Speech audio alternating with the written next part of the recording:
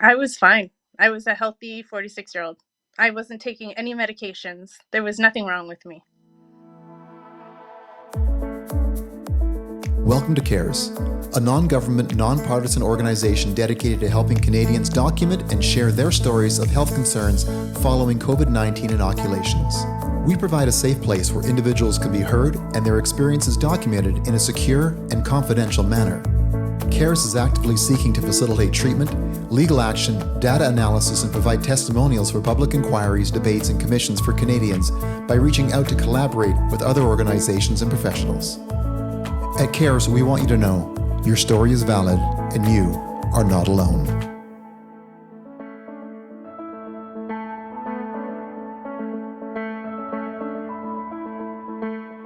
So, my first vaccination was AstraZeneca because of our age group. We're in the 40s and where we are in Canada. So, my husband and I decided to get the AstraZeneca first. And then when it came for the second vaccine, it wasn't offered, it was pulled. So we had to choose between Pfizer or Moderna. And with a lot of thought, I even went to my doctor and asked her opinion. We decided to take Pfizer. And I got Pfizer on June 18th. And my husband and I got sick that evening. But we were the same. So we had fever, chills, flu-like symptoms that went on for a few days. It was pretty intense the first couple days. We were both in bed, but nothing crazy because I thought, we're doing the same thing. It's okay. But then, like, day 8 came around and my husband was feeling better and I was getting worse. And at this point, I was only probably 107 pounds when I got sick, and I had such a sore throat, I couldn't swallow, so eating was hard. So I'd lost a little bit of weight by then. And all of a sudden, my tonsil on my right side swelled up, and I could see tonsil stones. And I got freaked out and I called my doctor and I couldn't go in because at the time, the restrictions, if you had any kind of colds, they didn't want you in the office. So I just did a phone visit with her and she prescribed me some antibiotics. She said it was most likely from the fever, like from having the sickness. If the antibiotics didn't work, to get back to her in 3 days. The next day, I started throwing up and my head hurt really bad. It was like it was on fire. That's the only way I can describe it. So my husband took me to emergency. And when I was there, the Bell's palsy came and my face dropped. They sent me home. They weren't sure what to do. They sent me home. They said if it gets worse, if anything changes, to come back. Again, the hospitals were really full at the time and they didn't want you there unless you had to be there. So I went home that night and things got worse. I couldn't stop throwing up. It just came so bad, it wouldn't stop. So my mother took me in because my husband, how do I describe it? He's very loud and was very demanding, and I didn't want that. I just wanted to get in and get help. So I took my mother, she took me in, and the palsy actually started on my other side of my face. So I have some numbness on this side. So I went in, they said, well, that's not possible. And I said, but it's happening. And so they admitted me. And I got worse from there. I couldn't swallow because it went right down my throat. And so I couldn't chew, I couldn't swallow. My eye was frozen open. So they patched my eye, they put in feeding tubes, and I was in hospital about 17 days. from what the neurologists and the doctors figured out at the hospital, I had MRIs, CAT scans, X-rays. I had it all. Thank goodness for the Alberta healthcare system, Canada healthcare system. Things happened really quickly for me. They found swelling in my brain, similar to the myocarditis that people are getting around their heart. For some reason, it was in my head. And I still have swelling. I'm still taking 5 different medications. And I'm actually going to have some, I don't know if it's cortisone or steroid shots into the back of my skull next week because I get, um, it's like a vertigo that comes really fast. The front of my face goes tingly and kind of numb. It's very strange. They're trying to figure it out. So that's another issue.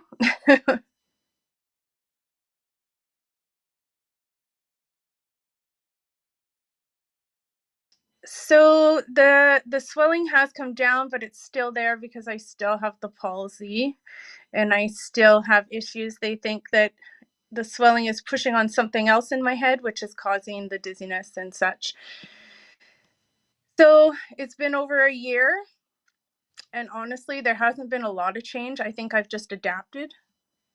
I do physiotherapy every month, and I do it daily myself to try and improve my face, which has worked a lot. My eye can blink now, which it couldn't before. So it's still not closing all the way, but it's pretty close.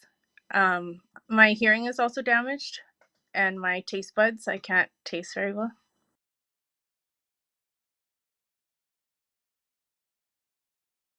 I actually have a doctor's note right beside me. My general doctor has given me a note stating that because of my reaction to the vaccine, I'm not to get any other vaccines. The doctor who saw me while I was in hospital, who treated me for the month, as well as my neurologist, have both said that this is from Pfizer, and they have submitted everything into, it was actually submitted before I left hospital.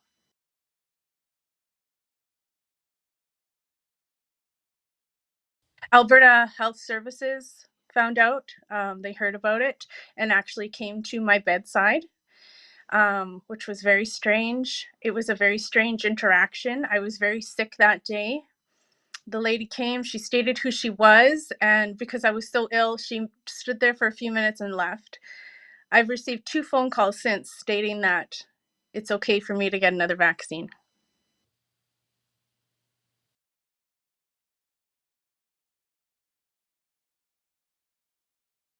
I didn't know that this kind of thing happened from vaccines, so I've done some research obviously since then, and it's always been around. As long as there's been vaccines, there's been people with reactions. Everybody's body chemistry is different, so to expect that everyone would have the same reaction is ridiculous.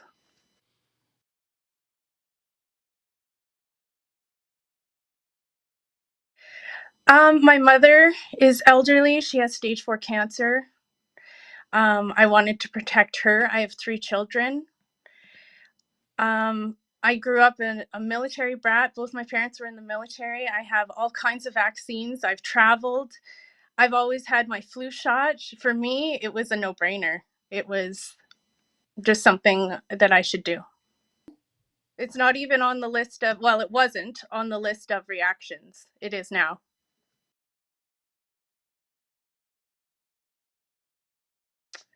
The medications I'm taking, they keep the dizziness down to a minimum so that I can still function, but we're trying to get it gone. um, Physiotherapy helps a lot. I see my doctors all the time.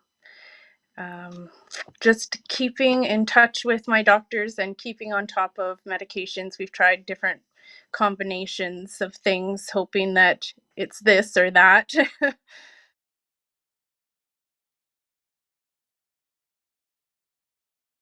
I think it is. I think there are people who are injured and people are having different reactions, but I've actually only met one person that has the same condition as me from the vaccine, and they've recovered. So um, all of my doctors said I was one in a million, that this just wasn't happening very often. So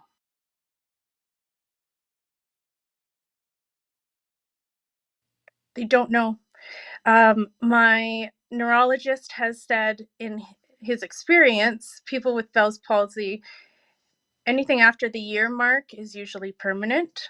But that being said, I'm also young and healthy otherwise. And so I'm hoping to see more improvements.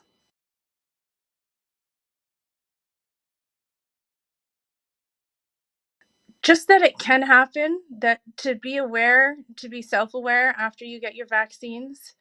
And I think it's important that doctors know that that was one of my main concerns, was that physicians didn't know what to look for. They didn't. So I wanted people to know that this is happening.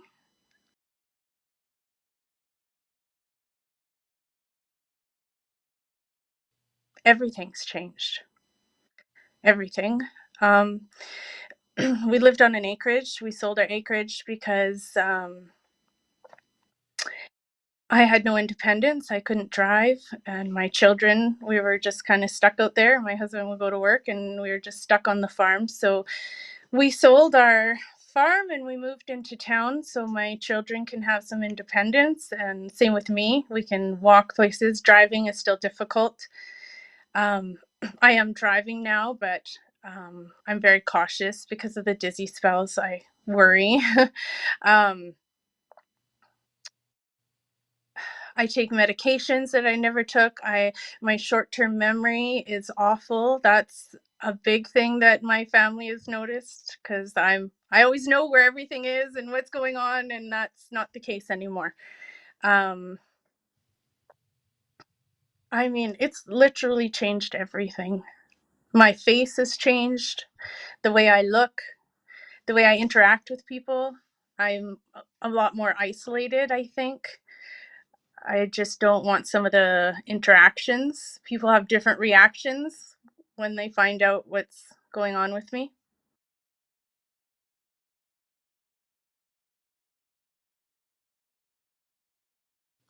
I mean, I'm lucky because I've had my doctor's support. A lot of people don't have that. So I'm very lucky in that sense. So I have like the paperwork to back it up. But I find that most people are very kind and believe me. People who are in my circle saw what happened, so they know. Um, some people online are a little harsh, kind of this, you chose this is what you get kind of thing. Um, but there's always those people.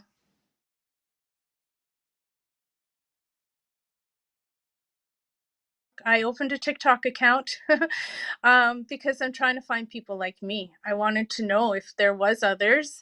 Um, I've seen a lot of people with injuries in the UK. Um, and again, a lot of neurological issues with different people. So it's not uncommon to have neurological issues, it seems. You see people like me and other people online, and it's been over a year and a half for some people, and this is still going on. And it affects everything.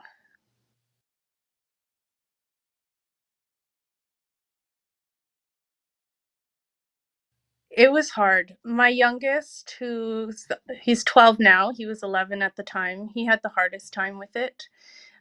He tells me now he still has nightmares that I'm not going to be home because I was there and then I wasn't. And that was really scary for him. And because I'm still dealing with the issues, it is scary.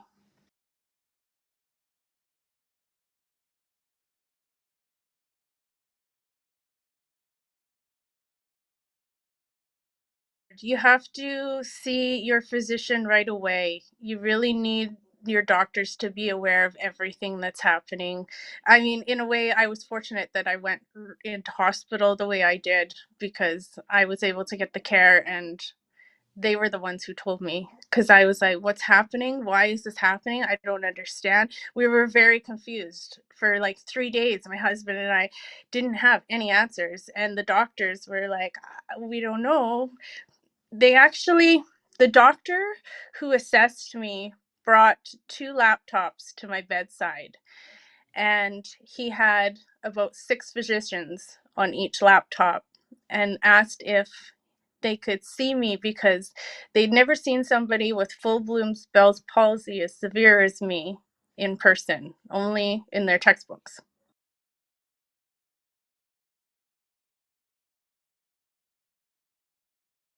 I'm a part of the vaccine injury program. There's 3 steps. I'm at the second step now, and I'm just waiting for them to decide if I will get some kind of monetary compensation.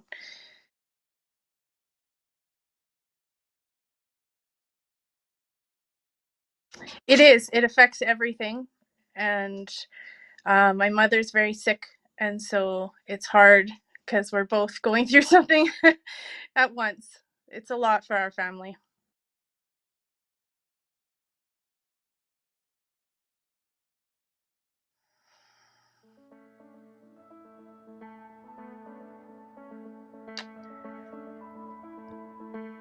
I don't know. I just wish there wasn't so much disease and chaos in the world right now.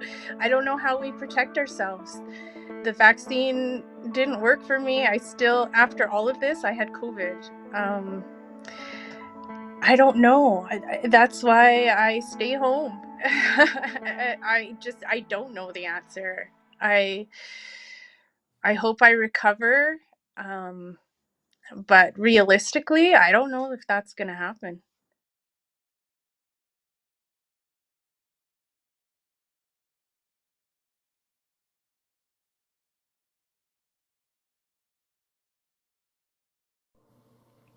Hello, I'm Barry Englehart, a retired family doctor. Thanks for listening to Carrie's story. Carrie's situation is quite extreme, and I greatly admire her upbeat attitude and courage that have helped her during her prolonged recovery. Carrie, all of us hope that your recovery is complete. Here's some information to consider about her story. In medicine, we always remember that every therapy interacts in a complex way with each patient. And because all 7 billion people on the planet are unique, those interactions will not all be the same. For example, most of us are safe to take penicillin, but for some, doing so could be lethal. Unfortunately, we cannot always predict who will be helped by our therapy and who will be harmed. That is why we study therapies for a long time before releasing them to the public. The various C-19 vaccines are still in the experimental phase of study, so we desperately need to follow them closely so that we can know both the effectiveness and safety of them. And when there is harm, we need to acknowledge that and support those harmed in any way we can. If you or someone you know have symptoms that may relate to a C-19 inoculation, please see your doctor. CAERS encourages you to visit our website to submit your story because your story is valid and we want you to know that you are not alone. Thank you for listening to the CAERS podcast. If you or someone you know has had an adverse event, please submit your report to CAERS at caers.info. That's CAERS.info. We also welcome your financial support. You can visit our donation page at caers.info/donate.